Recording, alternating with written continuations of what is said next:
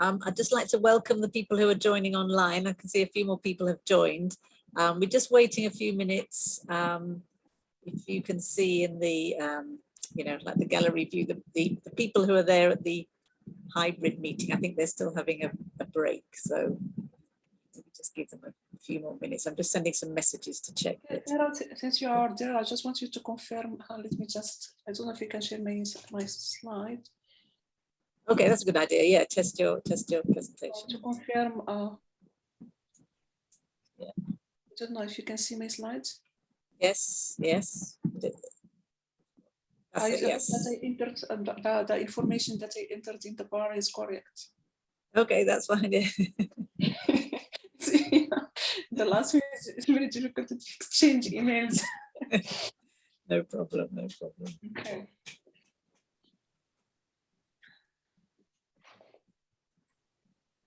Okay, let me just stop here.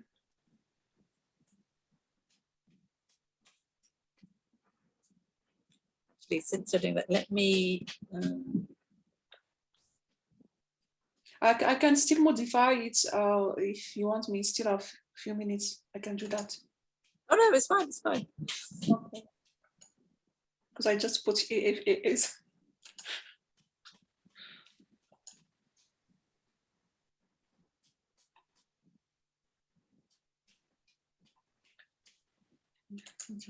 Okay, Rouge said he's coming, so just check. We can check with him whether we should. Start.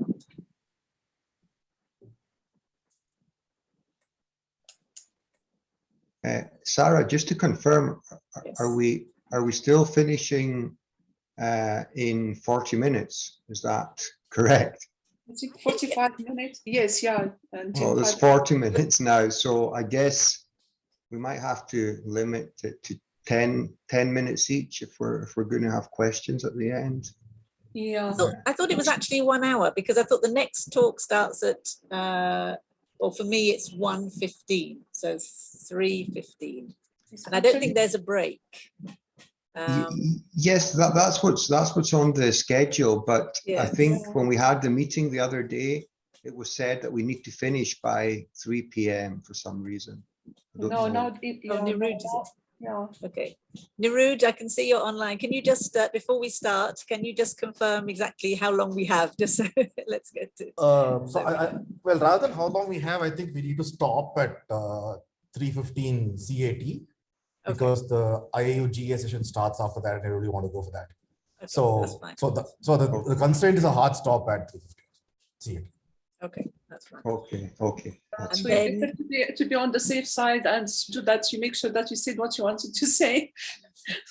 Yeah. Let's try to finish before that. Yeah. So that you don't be forced to stop without finishing what you want to say.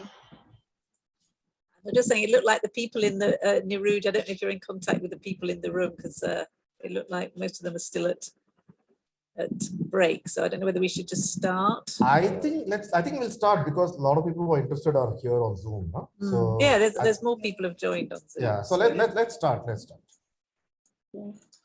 Okay, so shall I just say, because I think Miriana introduced me because originally I was sort of the chair of this session, but what's happened is that we've slightly changed the format. The updated program does show that. So now there are 3 of us, myself, Sarah, Abuchi Masters, and Khadija and Vasilios.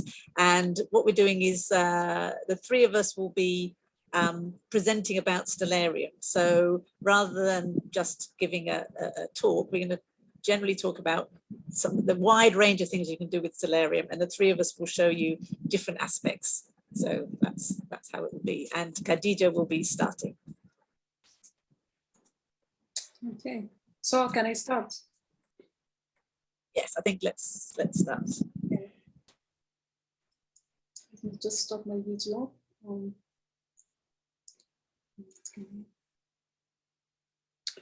Okay, so after everybody, and as Sarah just mentioned, so this afternoon session is in collaboration, is a collaboration between the 3 of us, myself, Sarah, and Vasilios. Okay, So astronomy education and outreach with Stellarium.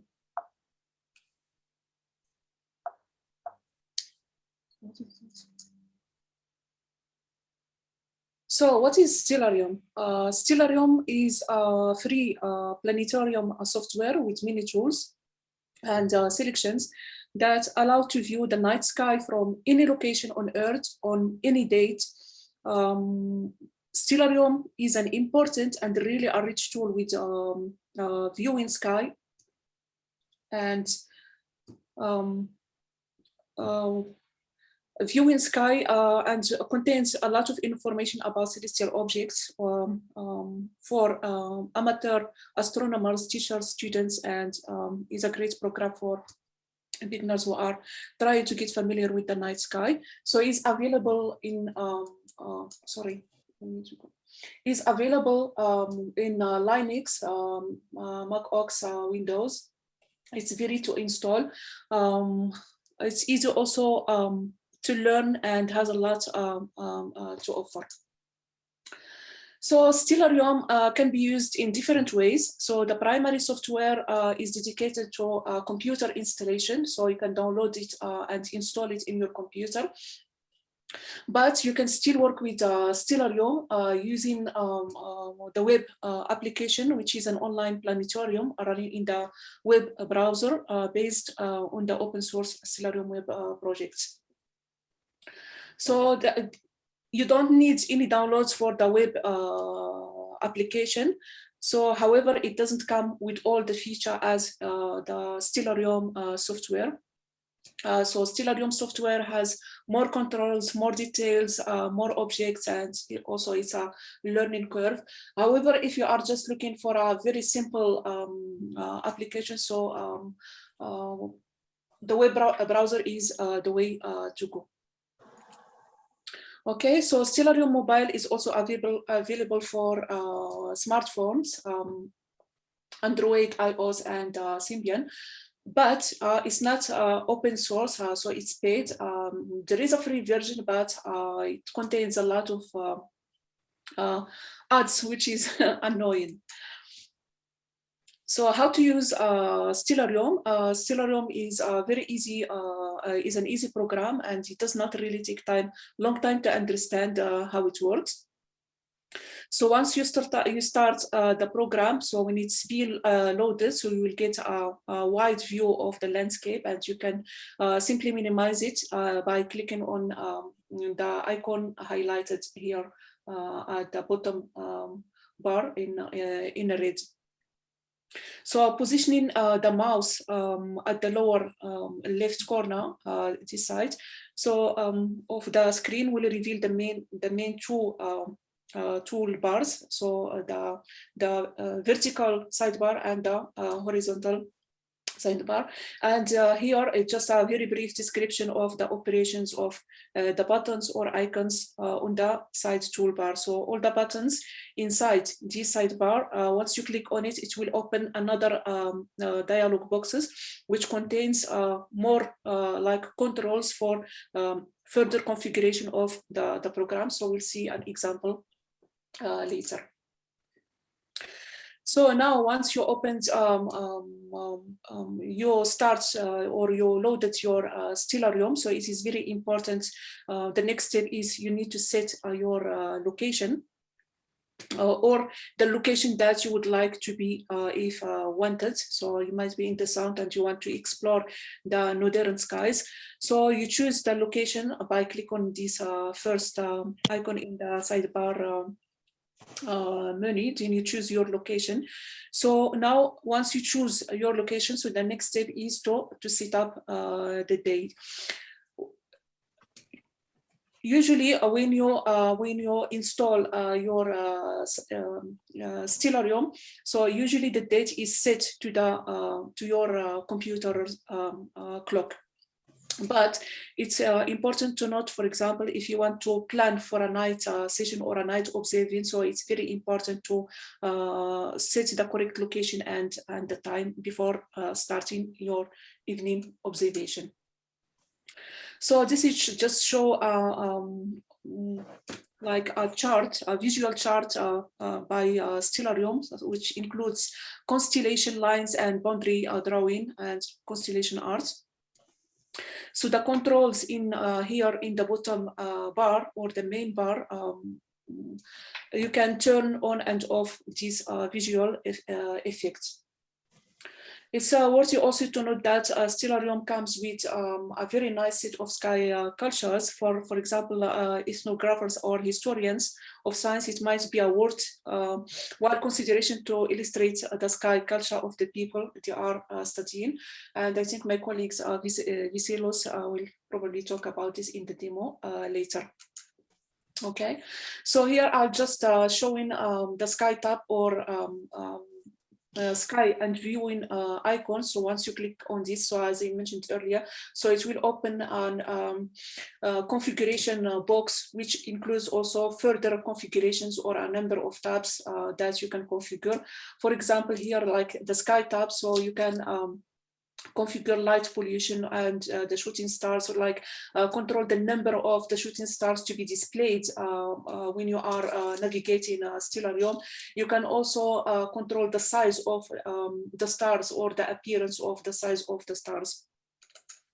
So then the next tab in the same icon sky and viewing window is the solar system objects or the view windows, which contains settings for changing the general appearance of the view of the solar system.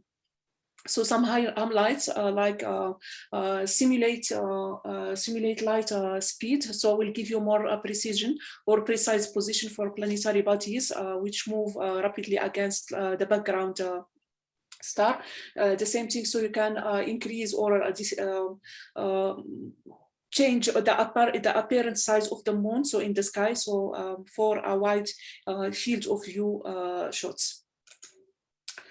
So here, so for example, when you click, if you click on a specific object in Stellarium, so in my case here, so I used the small Magellanic Clouds as an example. So you will get information about the object in the top left corner.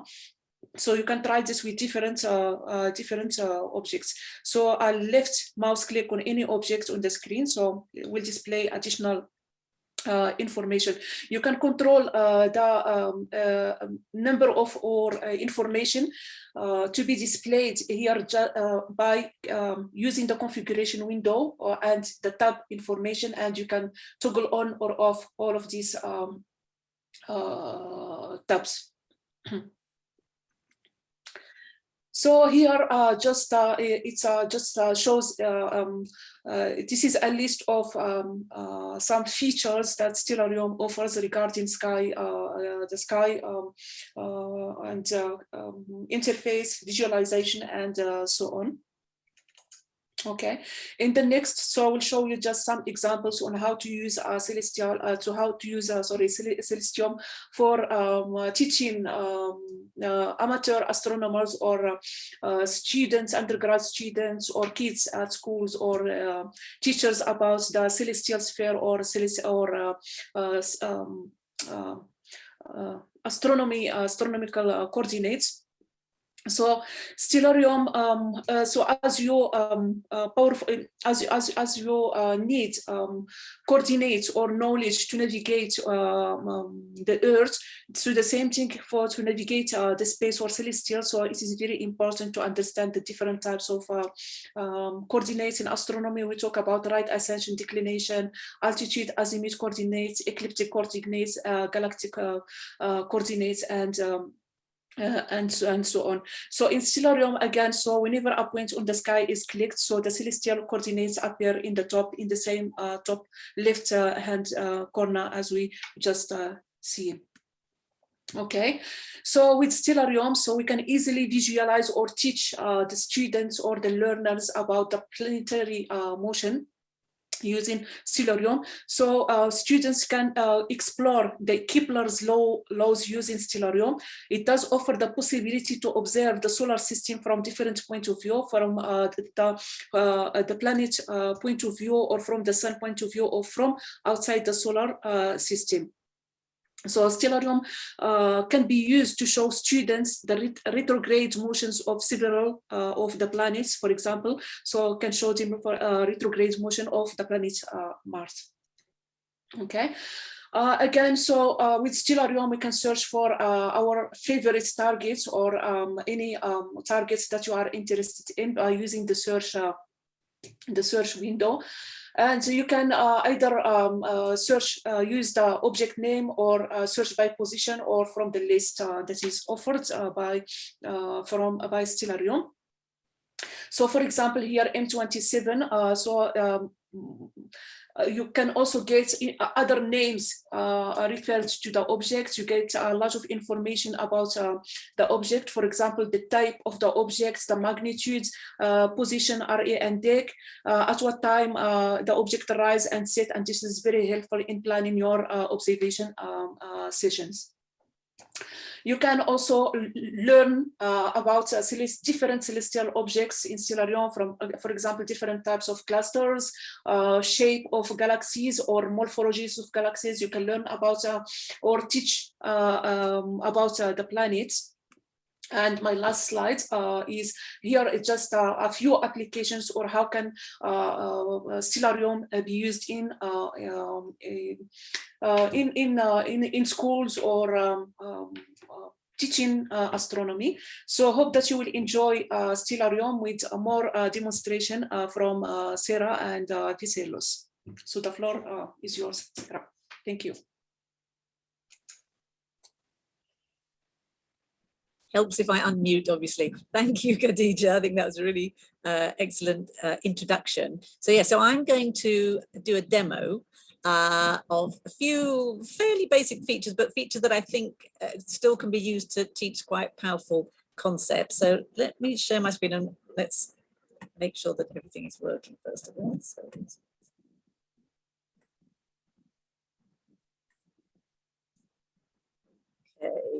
So can you see my screen? Yes. Okay, good.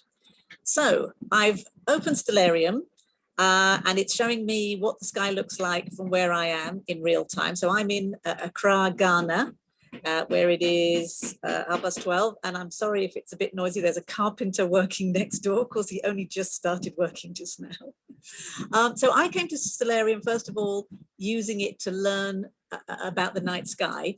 I found it so much easier than using, you know, paper maps and so on. So it's great because, as Khadija said, you set your location, maybe you're traveling, sorry, with the long one there. So for example, if I was coming to see everybody in Cape Town, I could just change my location. But if I want to find out, you know, what I'm going to see tonight, I can put up my date and time window, and then let's go forward in time. In Ghana, it gets dark around 6:30, just so you know. So, and maybe I know, oh, tonight I'm going to be busy till about 9, so I can put the time there, and then I can see what hopefully I'd be able to see. Now, also for me personally in my house, I can only see kind of east and south, so I can move. I'm just using arrow keys here to move, so I can see the east and the south. Now, I wish the sky did look like this from Accra. It doesn't usually, because of one of those, I can change this from one of those features that Khadija showed us in the sky option. There's a lot of light pollution in Accra. So let me, if I increase this number, then this is a bit more realistic, sadly. It's automatically showing me meteor showers. There's an option here, down here, I can turn that off because, again, if it's very light polluted, I'm very unlikely to see the meteor showers. So from that, you know what I'm going to do actually, I'm guessing those stars aren't terribly bright. So I'm actually going to just put my light pollution down again, just so it's a bit easier for you to see. So from there, you know, you start to see the groups of the brighter stars, and that's how you can learn the constellations. So with everything in Stellarium, you can use the menus or you can use shortcut keys. So when you see things happening, it's because I've probably used a shortcut key, or you can use the mouse for doing all sorts of different things. Now, one of the things that's quite useful about Stellarium is, it's customized to where you are, because if you look online or if you, use various books and articles and so on, often they are written from a different latitude, often from more northerly latitudes. So you hear a lot of people talking about, oh, go and look for Polaris, the North Star. But for me in Accra, if I come around to the north, Polaris is here. So here's my Ursa Minor. And when I click here, oops, sorry, I've clicked on, interestingly, they have clicked on a Starlink satellite, so it shows you satellites as well. Let me get right onto, no, oh, of course, when I demo, it doesn't want to show. There we go. Now I'm on Polaris. So for us here in Ghana, Polaris is almost on the equator. I've changed my landscape so it's the ocean, so there's no trees or buildings or anything in the way. But imagine for most people, you almost, you're very unlikely to be able to see Polaris. So some of the things you read, it's good to be able to adjust it to your own area. So if I come back round, so what I do have here is Crux, which is the Southern Cross. Let me zoom in a bit. So this is actually a lovely constellation to see.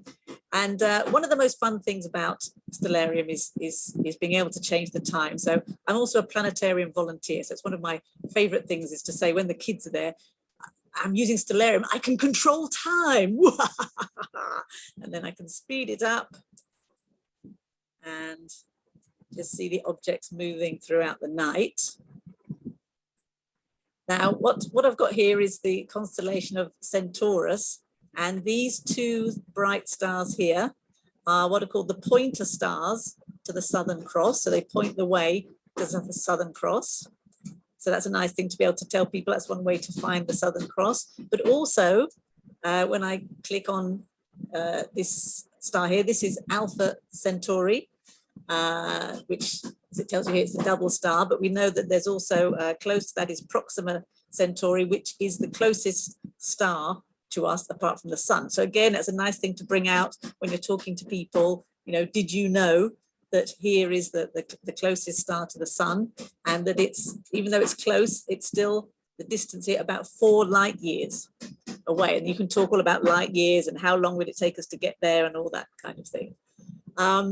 Also, I think it's useful, this information you have that Khadija mentioned allows you to explain how a constellation is really a kind of optical illusion. So we think these 4 stars are in a nice shape close together, but when you click on each star, you see the distances are completely different. So 278 light years, 88 light years, 320 light years, and 345 light years. So if we were able one day to go zooming along to interstellar space towards that constellation, it would look completely different. So it's useful for people to understand that.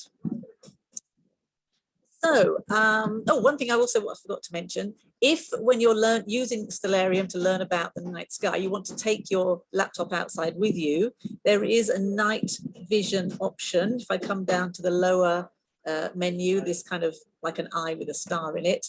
I don't know how clear that is, but it's all gone red. The screen, the writings, everything has got a reddish tinge, so it doesn't lose your night vision. So that's a very nice option.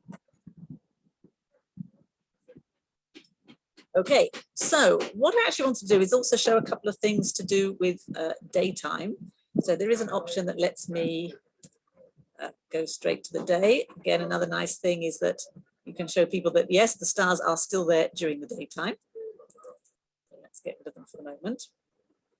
So when you talk to people about what they see during the day, of course, we have the sun, and most people will tell you, yes, the sun rises in the east and sets in the west. Now I'm going to just change the field of view so that you can see that, oops, sorry, the east and the west more or less at the same time. And I'm going to use the time, where's my date time? Let's go back to,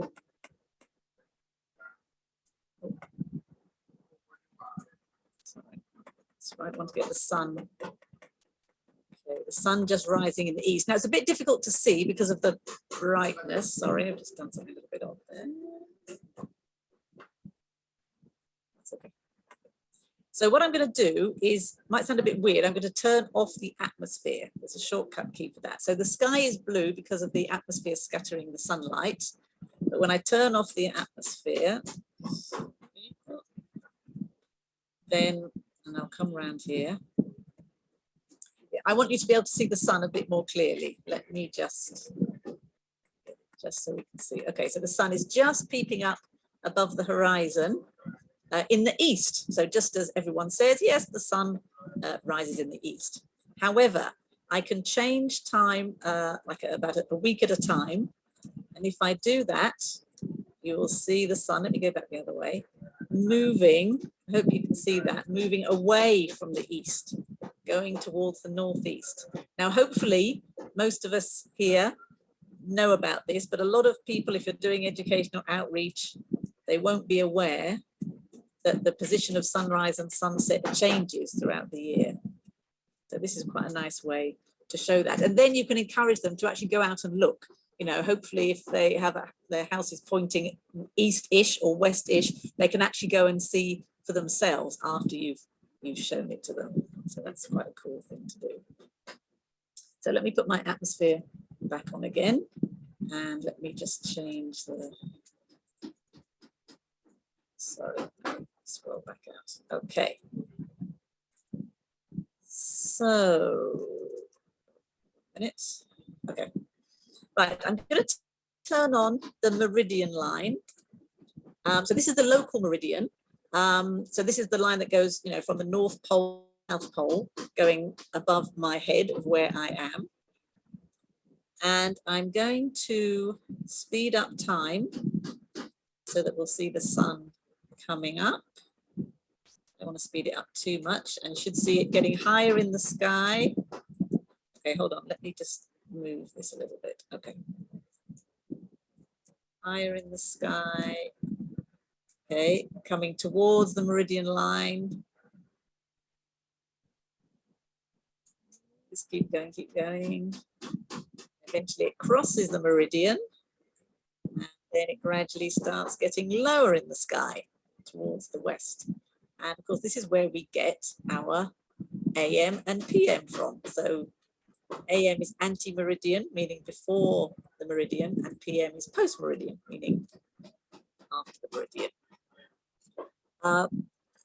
Now, let me go back again. Now, if you're from a fairly kind of temperate latitude, you'll probably be aware that, you know, probably have, you know, a very distinct winter and summer, and probably be aware, well, I mean, people who are not astronomers are probably aware that the sun is much higher in the summer and lower in the winter. However, for us in the tropics, it's not very obvious because it's hot all year round. As for us in Ghana, we're quite near the equator, so sunset and sunrise more or less the same most of the year. But what I can do, sorry, I've got my sun at the meridian there, and I'm going to change the date by months. Okay, let me come down again. So you can see as I change the date by a month, the maximum height of the sun is changing quite considerably, actually. It's quite surprising. And let me change the view. Oops, sorry. Do that again. Change the view.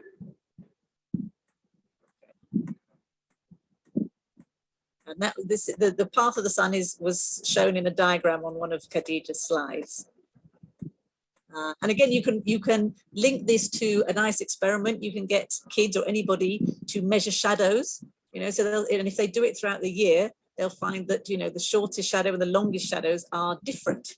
And it is actually quite surprising, the difference. Even in Ghana, I was actually surprised when I did this myself. Okay. So can someone tell me how I'm doing for time? Hello? So if you well, 12 minutes for Vassilis. I think you have another 3-4 minutes at least. Okay, let me just quickly then just show one thing on the moon phases. Okay, so let me Sorry, let me change my view again. Get rid of the Meridian line and let me go to nighttime. First of all, I'm going to go back to today. Shortcut for that. There goes the sun. Move now across to the east. Okay, here we have the moon. Now again, one of the options that Khadija showed, you may have spotted, when I go to SSO, I can scale the moon. And when you scale the moon, then you can see the moon phase. And also if I click on it, I can zoom in. So once again, if I get my date and time. So at the moment it's almost full, but if I change the days, I'm actually going backwards because it's almost full already. So then it'll be going to new moon. So as I change the days, you can see the phases changing nicely.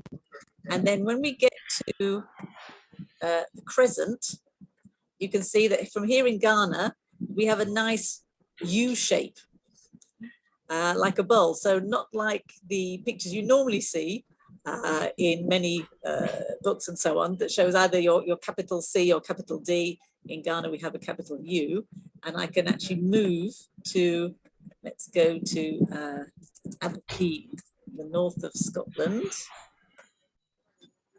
And when I go to Aberdeen, you can see it's the same phase, but now quite a different orientation. So I do think this is one of the really nice things about Stellarium, that it's like the unifying nature of astronomy. We're all seeing the same sky, but there are differences, and it's really quite interesting to explore those differences. And there's lots of potential there for dealing with groups, especially if you're online. Of course, they can be coming from anywhere, but even if you're with a group, a school, you can maybe invite or get some links to a school in another area, and they can do comparisons of what they're seeing with shadow lengths, with moon phases, orientation of the moon, and so on. So that I also think is one of the very nice features.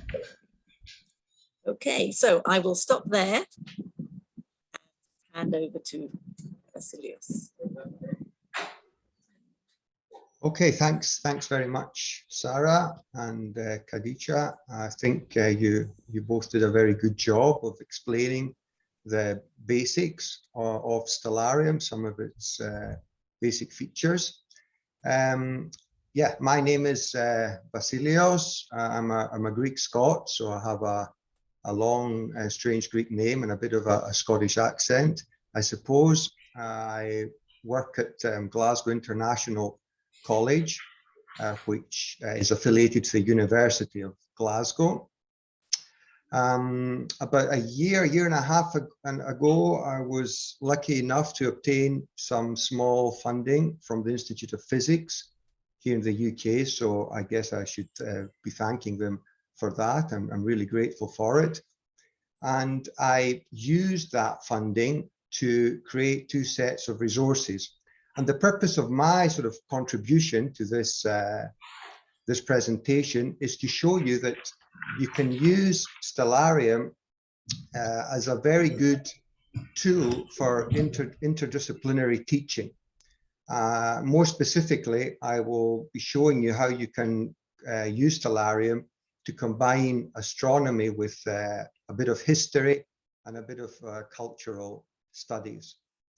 So what I will do is I will share my screen, first of all. Can you see Stellarium? Yes. Yeah, okay, that's Yes. great. Great. Okay, so before I start showing you anything, just to give you an overview of what I've done. So as I said, I've created 2 sets of resources. With the first set, and I'm going to be showing you an example from this, my idea was to go back in time, and that's one of the great things you can do with Stellarium, and simulate observations and measurements made in the past by ancient and medieval astronomers from different civilizations. So most of I've created a set of 14, I think, activities. combining measurements and observations from ancient Greeks, mainly ancient Greeks, not because I'm biased or anything, but they did use geometrical models for explaining astronomical concepts, and these models are fairly easy for most of those with some basic understanding of maths to understand nowadays. But my aim was to also emphasize the contribution of other civilizations, obviously, and I think especially in the West, we don't do that enough. So I've created activities that relate to, for example, medieval Muslim scholars, astronomers, ancient Chinese, Indians, Babylonians, just to name a few. As I said, there's a total of 14 activities. They range, I'll show you the website at the end, obviously, but they range from things like combining astronomy with the Odyssey, Homer's Odyssey. There's astronomical references there. So we are still with the same screen on the Stellarium.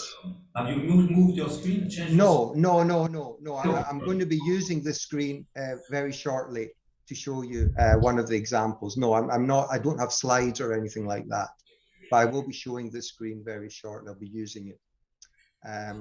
So, yeah, I was just saying that there's a set of activities that have been created, and there's instructions for all the activities within Stellarium that one can follow, and basically look, in a way, see the skies as those ancient astronomers saw them, which I think is really cool, and follow their experiments. So the example, I'll finally get to the example I'm going to show you from this first set of resources, is related to an astronomer called Hipparchos, or Hipparchos, as we would pronounce it in Greek. He's considered by many as being one of the most, if not the most important astronomer in antiquity. He's known for several things, like realizing that the precession of the equinoxes. He created a star catalog. One of the things he did was all those hundreds and hundreds of years ago, he managed to estimate the distance to the moon, which again, I think is really cool. You know, obviously 2000 years ago, there were no telescopes, no binoculars, and nothing like that. And yet people managed to use their imagination and their brains to look up at the sky, to look at the moon the way we see it, and to estimate the distance to the moon. And the way he did it was he used simple geometry, basically based on the fact that if you view a solar eclipse from different positions, you obviously view the configuration from a different angle, so to speak. This is the so-called parallax effect. If you put your finger in front of your eyes and you close one eye and then the other, you will see, you will think you see objects behind your finger moving across your sort of line of view. A similar thing happens when we are viewing a solar eclipse, and the amount by which we have a shift, in this case it will be a shift of the moon relative to the sun, depends, amongst other things, on the distance of the object. So using some simple geometry, if we can figure out how much of a shift we have, we can use this information to determine a rough estimate for the distance of the moon. And what's great about Stellarium is you can go back in time. I've already set the date to the 14th of March, 190 BCE. That's minus 189. That's how we put it in. We put dates before zero, if you like, into Stellarium in this way. So you can go back, I can't remember how many thousands of years, literally. We've gone back to this date here, and historians of science suggest that this is probably the solar eclipse that Hipparchus used in order to estimate the distance to the moon. Hipparchus was from a region which is now sort of northwest Turkey. So I've set the location to northwest Turkey for this day. It's nearly 7:30 in the morning, and if I zoom in a little bit and I start progressing time, I can do this in different ways, but I'm doing it the lazy way now. You can see that sure enough, from this part of the world, on this day, about just over 2,000 years ago, we had a total solar eclipse.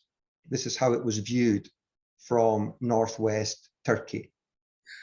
Right? Now, if you change the location, Sarah and Kadisha talked about this, it's very simple. Using this window here to Alexandria in Egypt, you can see the same eclipse. Now, obviously, the timings are slightly different, so you have to go back a little bit and see the sort of maximum magnitude of the eclipse. But you will see that from Alexandria, this was viewed as a partial eclipse. Now, from the data that Hipparchus had, obviously it wasn't as good as what we can get. He reckoned that about 80% of the sun was covered when viewed from Alexandria, whereas as we saw from northwest Turkey, from the Hellespont, it was a total eclipse. So from this shift, if you use some very, very simple geometry, you can work out the distance to the moon. And you can go over this with pupils. Now you can make the assumptions really, really simple, in which case you will get a result very, very easily with some very, very basic maths. It won't be 100% accurate, obviously. With the simplest method, you will get a distance that will be maybe around 50% higher than what the actual distance is. But even this is impressive if you think about it. So it's on the right sort of ballpark. If you make the maths slightly more advanced, and I'm not talking about anything really, really difficult here, you can get the distance to the moon fairly close to what it actually is, which is about 60 times the radius of the Earth. So this is just an example of how we can go back in time. We can put in a little bit of history, a bit of history of science or history of astronomy in this case, and we can actually simulate how things were seen and happened by those ancient astronomers. As I said, I'll show you there's various examples. There's another example that I put in where there's a famous eclipse which took place just before one of the famous battles of Alexander the Great. That was a little bit before Hipparchus' time, about 300 BCE. And you can go back to the time of the actual battle. It's mentioned in the historical text, and you can see the lunar eclipse it is in this case. And in fact, what's interesting about that particular eclipse is that another astronomer, Ptolemy, a few hundred years later, used that eclipse to estimate the difference in longitude between certain cities. So there's lots of different examples that you can use to combine with Stellarium, to combine astronomy with a bit of history. So that is the first sort of set of resources that I have designed. I'll very briefly talk about the second set. The second set, I'll show you on my website. I'll get rid of the atmosphere like Sarah did to show you this one. Let me orientate things a bit better. So for the second set of resources, what I've done is I've used a combination of Google Earth and Stellarium to teach basic concepts of celestial navigation. And Sarah touched on this a little bit with the Southern Cross. Of course, you can use the Southern Cross to determine the southern direction. If you can see the Southern Cross, unfortunately, you can't see it from where I am now, but you can see other stars. You can see the moon, you can see the sun. These can all be used and were used for thousands of years in order to find direction. So I use Google Earth to go around the world and meet different civilizations, like the ancient Greeks again, the Vikings, which were obviously a bit later, the ancient Phoenicians. And one of the examples that I'm going to be expanding on in this presentation relates to the Polynesians. The Polynesians started thousands of years ago migrating, colonizing, if you like, the greatest ocean on Earth. And they did that, obviously, using the stars, amongst other things, to navigate. And there's something that Polynesians still use nowadays. There's been a revival recently in traditional Polynesian navigation. Also the film Moana, the Disney film, you may have seen that, where she uses the stars to navigate.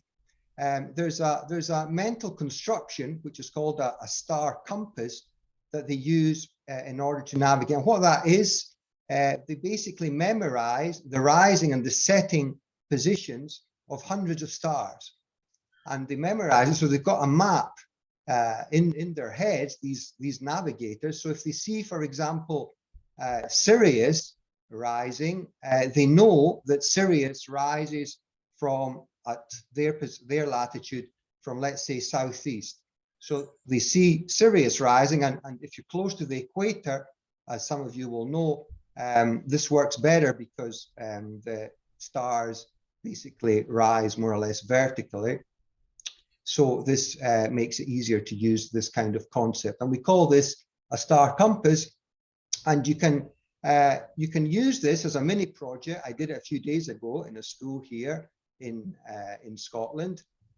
You can get kids to use Stellarium to find prominent stars like Capella, for example. You see here, you can use Stellarium to, if I go back in time a little bit, you'll see Capella just rising from the northeast. And by using the information here, you can see that it's about 41 degrees of azimuth. So they can make a note of various stars and create their own star compass like the Polynesians do. And I can show you, I know I'm running out of time, but I can show you very quickly, if I can find it. This is, I don't know if you can see it, hopefully you can, a star compass that my wife and I created. Well, I should say my wife really, she's the one that's more artistic. You can see we used shells for the stars, and we've named all the shells with different stars and constellations. And to get the different azimuths, you can use Stellarium to do this. So again, a good combination of a bit of astronomy and also a bit of culture. In this second set of resources, there's 5 different stops, different cultures, and each culture teaches you something different. And this is how it works. So just to sort of wrap things up, if you go to, I'll put this up right at the end, but this is my website, mysciencewalks.com. This is a list here of the activities for the first set of resources. You see astronomy and the Odyssey, estimating different distances, Babylonians, Islamic, obviously astronomers, Middle Ages, wanted to determine, for example, the direction to Mecca. They used astronomy for this, Chinese, Indians, etc. And this here is the Google Earth set of resources, traveling around the world. So you can basically go to different parts of the world, different civilizations. I start off, for example, from the Phoenicians. The good thing about Google Earth is it can take you to where these peoples actually were. And there's information you can see on the right hand here. And if you go to the next page, for each civilization, there's a set of Stellarium instructions that you can use in order to learn something about how to navigate with the stars. So I'll put up my information here. This is my website. If you want to find the resources, mysciencewalks.com. If you have any comments or any ideas, or if you want to, to cooperate in any way, I'd be very happy to hear from you. This is my personal email here. Finishing off, I'd just like to say two things you can take away from this contribution. First of all, there's all these resources there. They're free to use. Please, if you find them interesting, log on to the website and do so. But more importantly, I think from what you heard from the previous speakers and myself, start using Stellarium. It's an amazing tool, and I'm sure you can come up with some great ideas yourselves. And hopefully this talk has inspired you to do so. Thank you very much.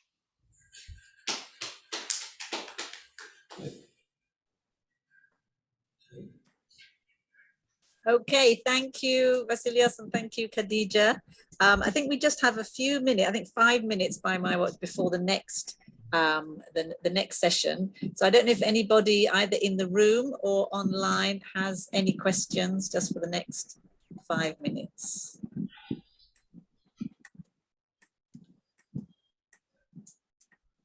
I think I would definitely support what Vasilios was saying, that Stellarium, you can use it at a very basic level, but there is so much you can do, so many different projects I've seen using it.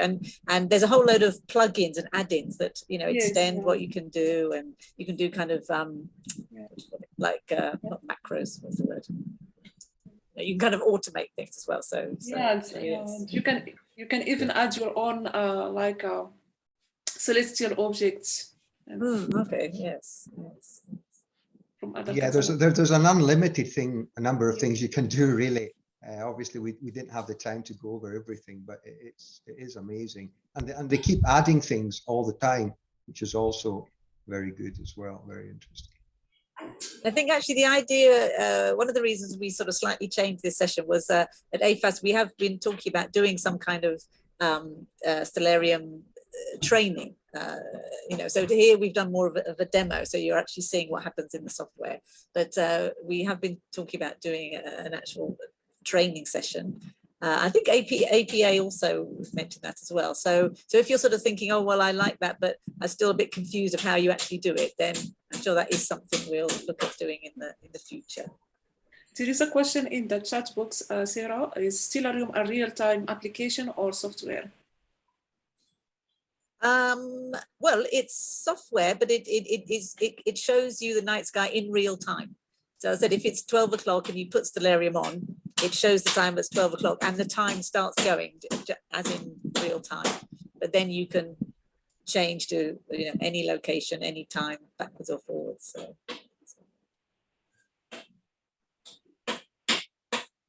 Anything else? Any other questions? There was something I was going to say. Of course, I forgot it.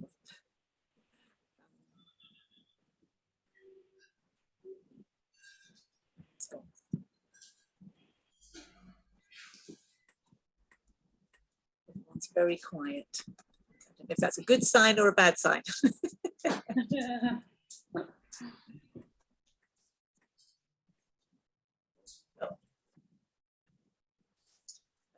Yes. I think there's another question in the chat, I think.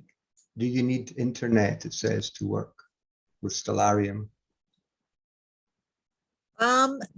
Okay, it's, well, obviously the web version you do, the downloaded version you don't. I mean, I think there are some, I mean, the normal working, you don't need the internet. But I think obviously if it's things like you want to add it, so okay, the thing I was going to say was, for example, one of the good things about the web version is it is automatically updated. So if, for example, they discover new commits, they'll automatically show that. So when you go to the web version, it will say, oh, you know, look out for commit Leonard tonight or whatever. But in the downloaded version, you would have to add that new commit in, and you can do that. It's not that difficult. So I guess those sort of things you would need the internet if you wanted to, because it's sort of finding all the orbital elements for that object. But generally, when you're just using it, then you don't need to. Samuel has written, is there a limit to what Stellarium can see? I'm not sure.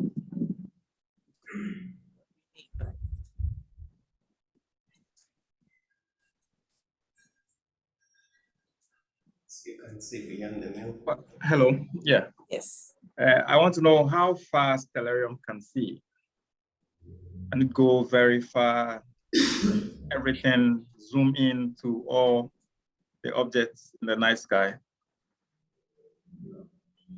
Yes, I mean, I don't, Khadija or Vasilios, I don't know if you know this. I mean, yes, you can, because you can go to things like galaxies and zoom in. I mean, personally, I don't know exactly what the limit is. Yes. I mean, if you get to a galaxy, how close can you go? How can you zoom in to see the details?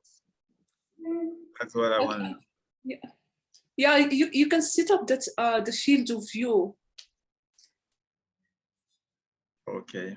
And it also, it depends on, you know, that in Stellarium, so all the data or the objects that we see, they are observed already, and they are already in catalogs and databases. Okay. So Stellarium have access to those catalogs and information. So it's already there. Oh, okay. Okay. What has been cataloged? Yes. That's what's and you can always, like, just by zoom in and out. It depends also on the resolution of the. All right. Thank you very much. I got it. There is a note from some.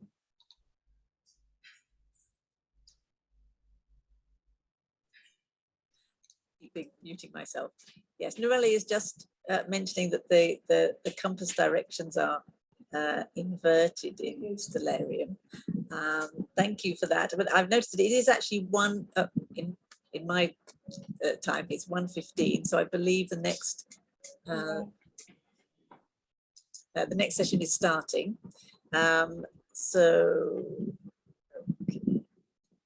Okay. So yeah. So thank you everyone for joining. And yes, you can contact us. I'm sure our contacts are somewhere on the program or on the website. Thanks, Kiran. Thanks, Vasilos, and thanks everybody. Thank you. Bye-bye. Thank you. Thank you. Thank you very much. Bye-bye. Bye. Bye.